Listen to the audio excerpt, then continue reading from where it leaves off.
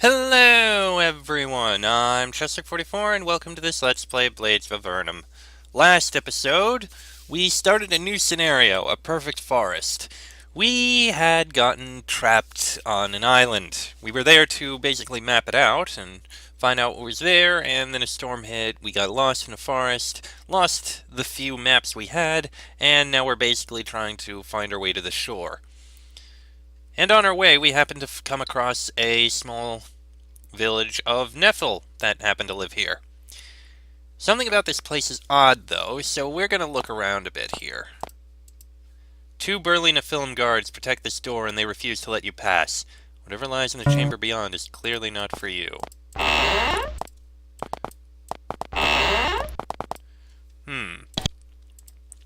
Before you stands a smug Nephilim shaman. He prances about his lab like the Emperor in Salaria carrying a bottle of icky, dark green goo. Arrogantly, he almost walks right through you. You greet him and he turns and grunts. "Yes?" he asks in an annoyed tone. "What do you do for this village, shaman?" "I am the greatest alchemist in this forest," he states matter-of-factly.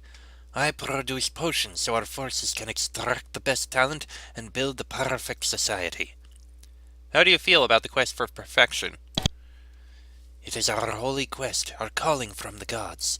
This isle must be made pure of all weakness and trouble.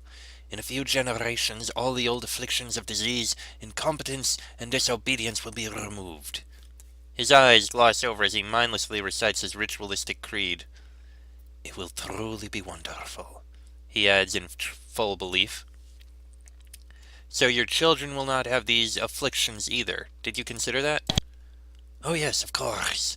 He clears his throat. "You see, parents spread their traits to their children. Children are a mix of their family's traits, predominantly the parents and grandparents.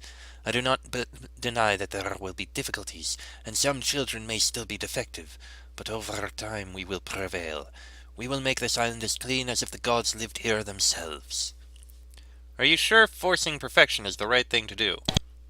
He looks very confused, as if the thought had not crossed his mind ever before. "Not right? Why, it is our manifest destiny given by the gods upon high. The gods cannot be wrong. They are perfect, as we will soon be." After speaking, he gives you a very concerned, if not startled, gaze. You clearly have said something that is taboo in this village. "Perhaps you would be willing to share some of your great skills." He seems offended at your asking. "I don't have time. I'm too important to train outsiders. I doubt you could even comprehend my work anyway. I cannot be halted in my mission to achieve perfection." The shaman really does not want to speak to you. He clearly has more important things to attend to. "What is the purpose of this lab?" "We fabricate potions for our soldiers so they can defend the ideals of our tribe. The battles they face in our holy quest are bloody in the extreme. Potions can change the odds in any battle." He looks you over. "I am sure distant travelers like yourselves are well aware of this fact." And indeed you are. "Tell me more about your armies." He clears his throat and grudgingly speaks to you. "They number in the hundreds. They train in the glade to the south. Best trained army on this entire island they are. A testament to Arvan's wise leadership. I wouldn't go over there if I were you. I doubt they would take too kindly to outsiders." You can tell by the inflection of his voice that he really wants you to go over there just to get you away from him, if nothing else. "Could we buy some of your potions for the journey home?" "Absolutely not! These potions are for our soldiers. We need them to defend ourselves, our vision, to complete our destiny. We cannot spare a single resource in this effort." "Now is there anything else? I really must get back to work. My tribe needs me." "Very well, then. Definitely can't take anything here. But we can take a few things here. I saw nothing.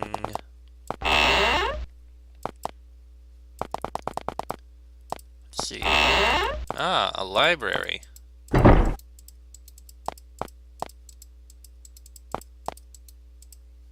A bolt of fire scroll. Something. And an ice lance's scroll. Ah, hello there. Oh, there's two in here. Oh, they're both just Nephil. Okay, that's a way out. We don't want to go out yet. Also a way out. Also a way out. Just a regular Nephil in that chair.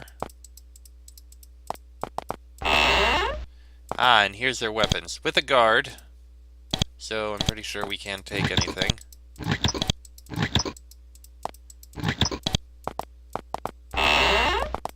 Oh, what's in here? More guards. Ah, these must be the jail cells.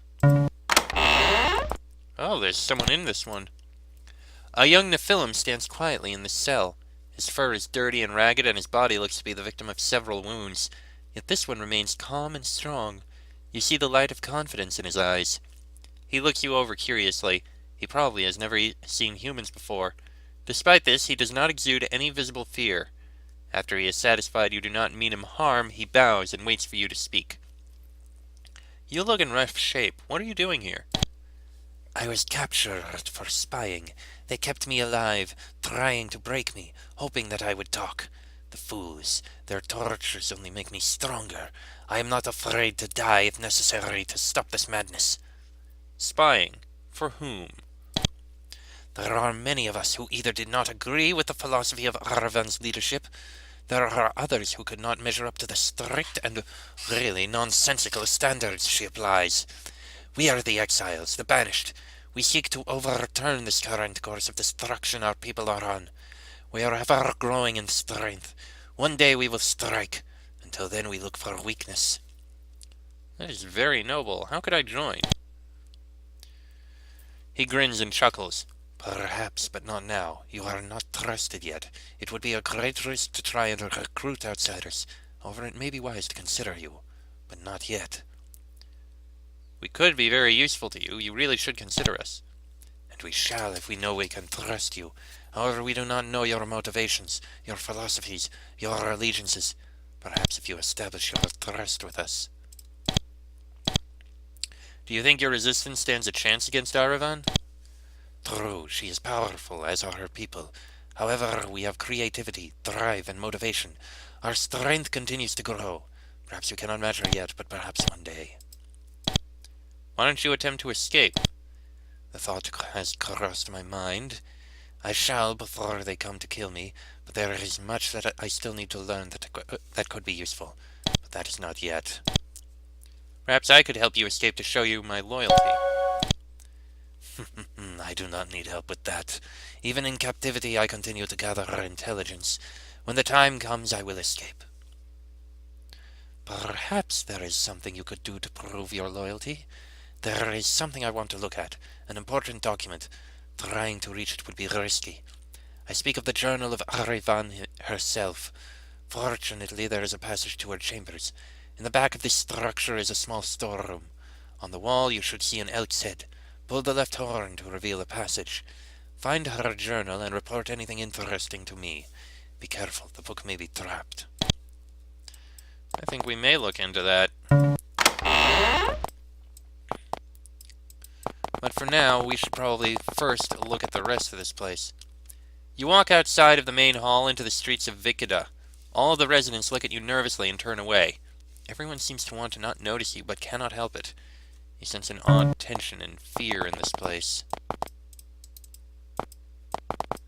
Yeah, something about this place is worrying. I mean, I guess that should be a given, considering that their leader is on a quest for perfection.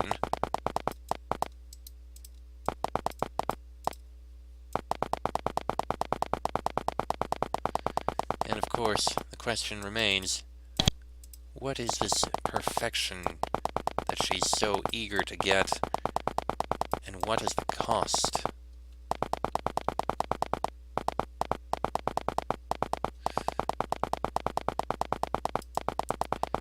It is, quite frankly, quite worrying.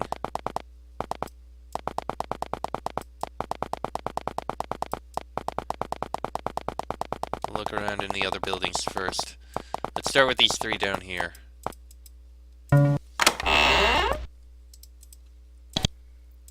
There's the Nephil's home.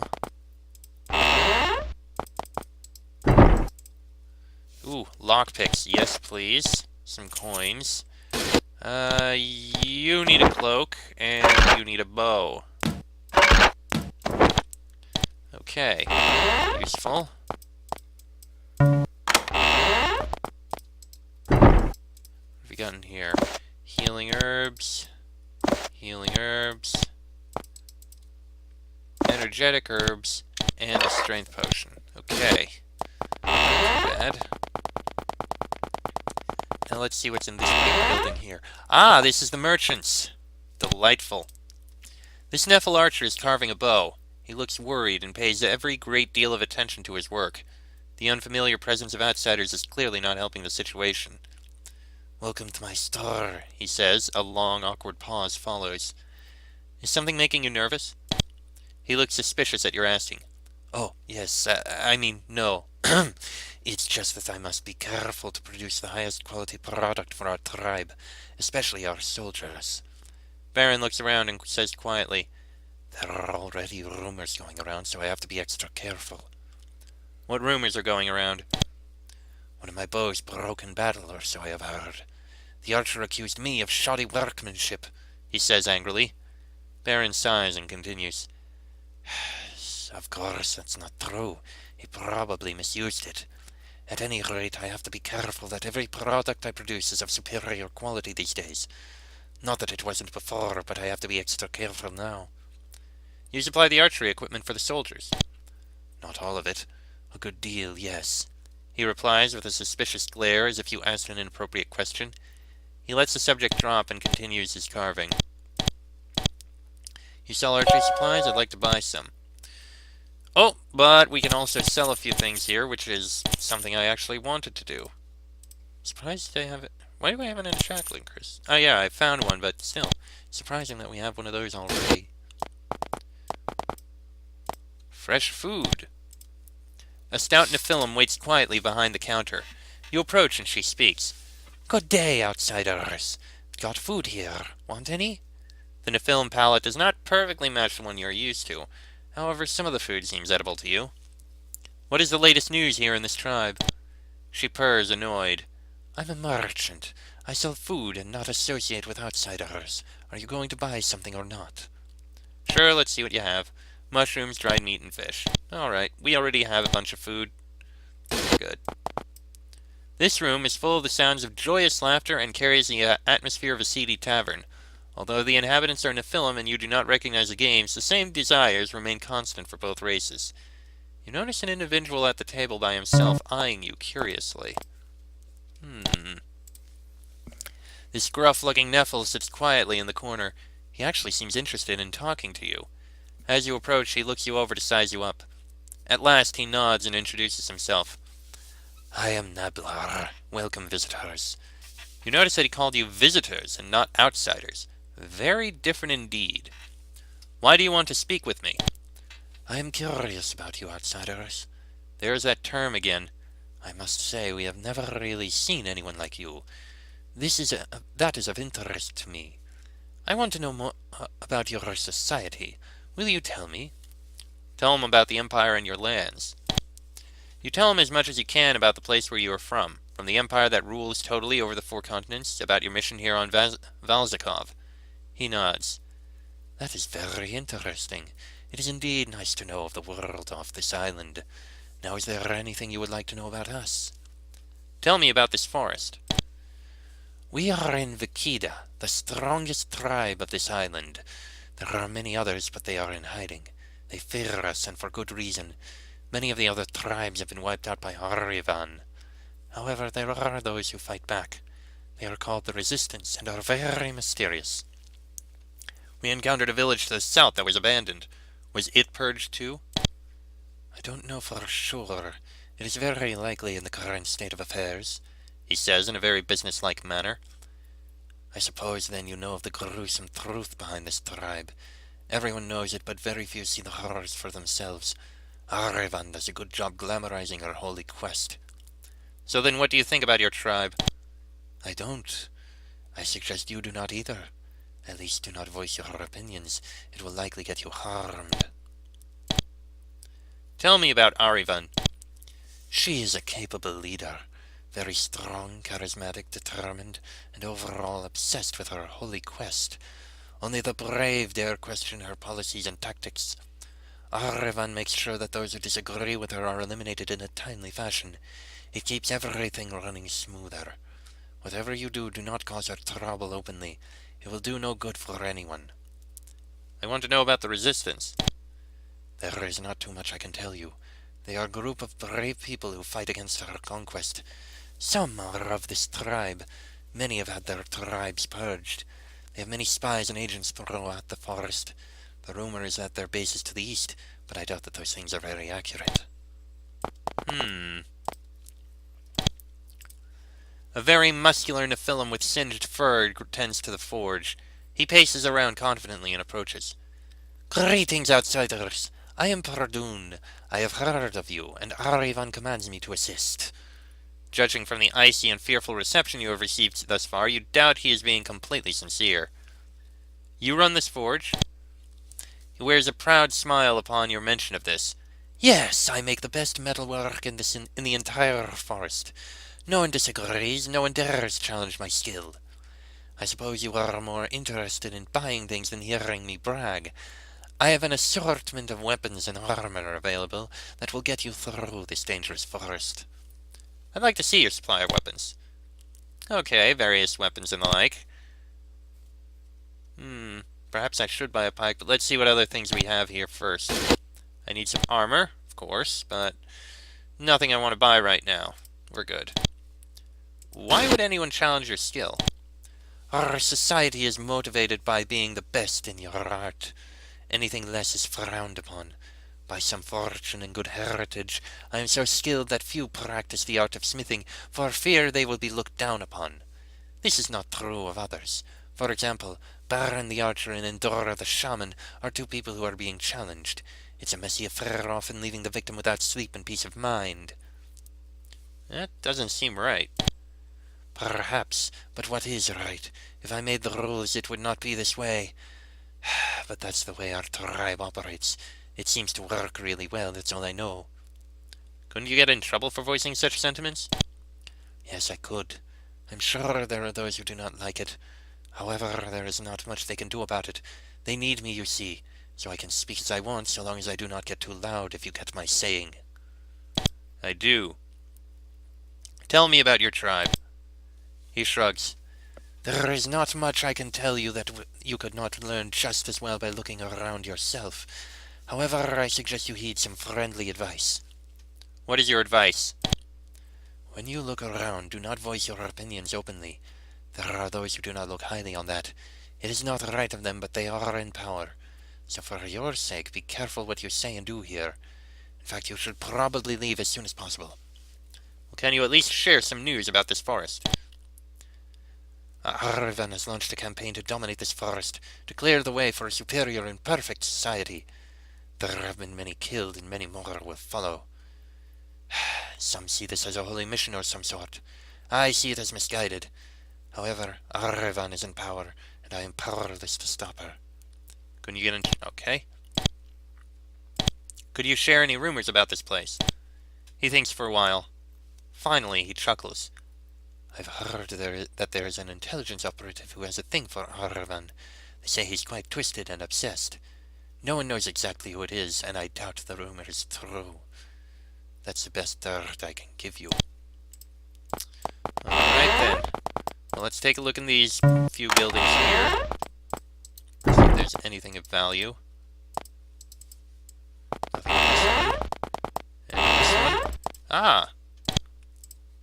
A Nephil shaman paces about this shrine nervously. She seems like she gets very little sleep and looks in bad shape. A sad state of affairs for a supposed religious leader. Your presence is not helping at all either. She tries to conduct business as usual and ignore your presence while keeping an uneasy eye on you. Eventually she approaches. Outsiders, what do you seek at this temple? Are you in charge of this shrine? Oh yes, I am. At least for now. I hope I am still tomorrow. She shakes her head in fear. She clears her throat and attempts to hide her feelings. Yes, I provide healing. My knowledge of item lore is strong as well, so I can identify your things. I have been instructed to help you if you so need. She nervously awaits a response, a negative one she hopes you sense. When you identify items, 10 gold, 10 coins per item. What do you mean that you may not be in charge tomorrow? She seems very nervous that you asked. She kneels close as if to make a deeply personal confession. I have heard that some seek my position. They spread rumors about me, that I sympathize with the resistance. It is all a lie, I promise! Her voice grows very quiet again. Truth seems to mean little these days. It's all politics and favors. Who are your enemies? I have suspicions. They are members of the army, captains who desire a more militant presence in this temple. I've already said too much. There are already those who watch me now. Tell me about the resistance. That is not a topic we should discuss. They oppose our tribe's advance. I do not think anything else needs to be said. She seems unwilling to say anything else. You let the subject drop as quickly as it came up. What do you know of politics in Vikida? She sighs angrily. I know not your customs, outsiders, and how your tribe may work, but here the slightest suspicion can get one in trouble. You should leave quickly before you have an accident. She looks at you closely and whispers, Just remember, the people here are not all bad, just afraid and misguided. Thank you for listening to my troubles. Take this and go. She discreetly slips you a potion and nods. She turns away from you, still quite nervous. You are still somewhat confused by this offering. Does our presence disturb you? She seems very uncomfortable and afraid at your asking. It is not good to relate with outsiders in this tribe. I've been told to help you leave, but we must be careful not to give too much help. How does one give too much help? You had best not ask. She replies simply as if the answer is obvious, which it probably is. We got it. We got a healing potion. Interesting. Alright, a couple more buildings to peek at. Nothing in that one. A Nephil in this one. Nothing else. And in this one, another regular Nephil. Can't get anything from here. One more building. No, two more buildings. Hey, a level up. Nice. This one's just a storage room, it seems. Ooh, wooden small shield. That's actually going to be useful to us. Crude arrows. And nothing in that one.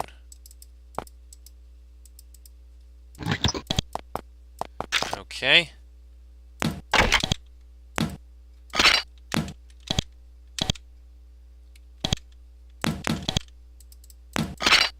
Alright, and the other ones.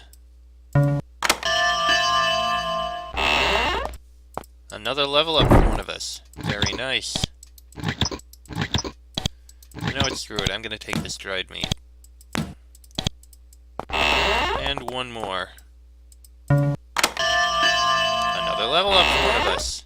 And we got some coins out of it. Right, Fox, point and melee weapons, I'd say, and defense. Sure. Sheik. Point and melee weapons, and defense. Actually, no, make a tool use to 10. That's probably going to be good. Bonnie, point in strength, point in bows, point in hardiness. Draco hasn't gotten anything yet. He still needs to go again. Okay. I do think we probably should help out in here. You said there was a storage room in here? In the north?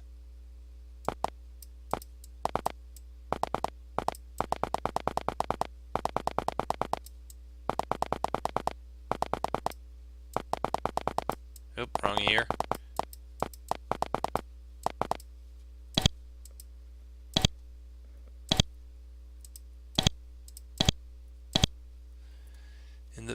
Let's see. A passage to her chambers. In the back of this structure is a small storeroom. On the wall you should see an elk's head. Pull the left horn to reveal a passage.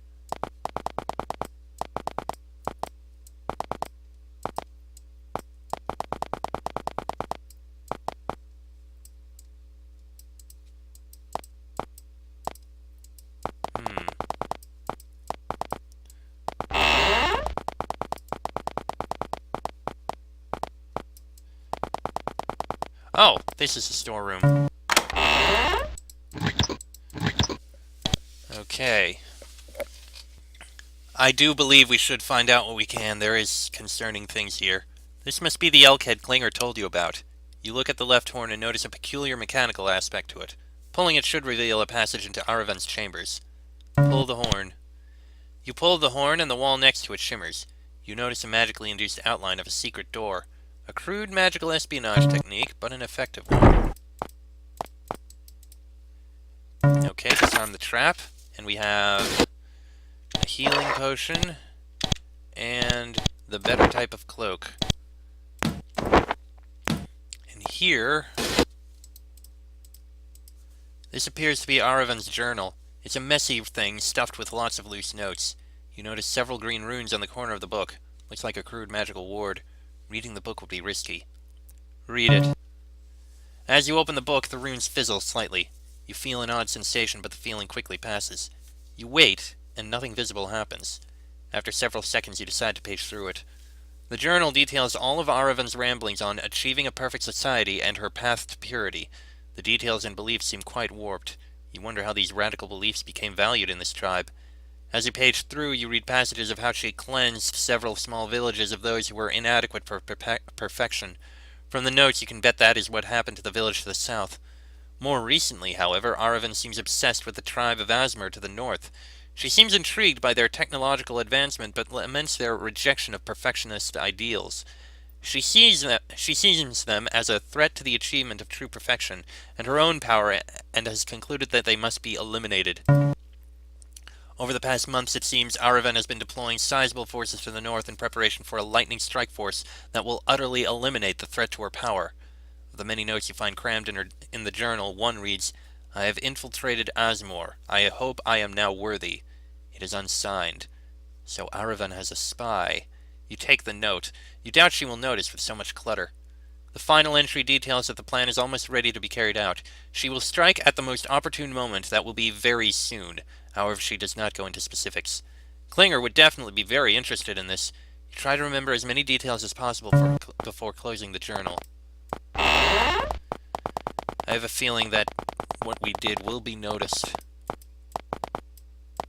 Oh, wrong area. I have read Araven's journal as you have asked. Tell him about it. You tell him about Araven's chamber and the protective runes. Klinger adds, "I figured you would have better luck with those runes. Those things are dumb. If they see something unfamiliar, they just do nothing. Anyway, continue." You tell him about the imminent attack on the tribe of Asmor. He seems quite disturbed by this. You give him the note and fill him in on as many details as you can remember. "We suspected she was up to something big. We noticed movement of our soldiers, but we were unsure why. That is why I was sent here.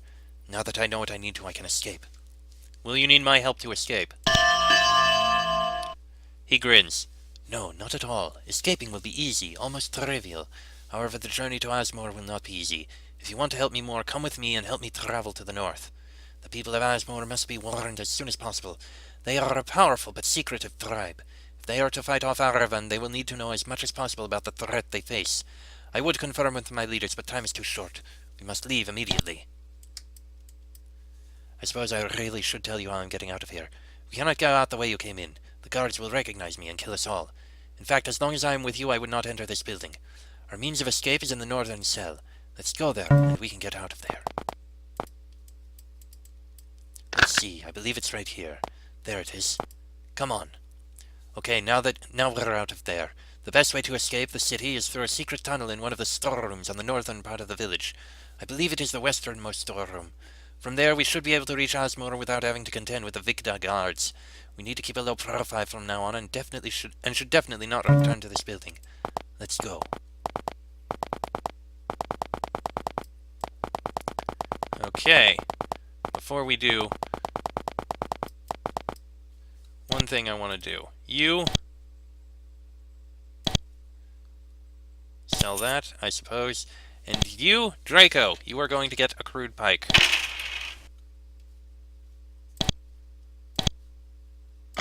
Although you can't use the pike. So, once again, sell these two items. There we go. Also, you can train now. So, strength, pole weapons, and a point in hardiness. That's good. So we've already thrown our lot in with them.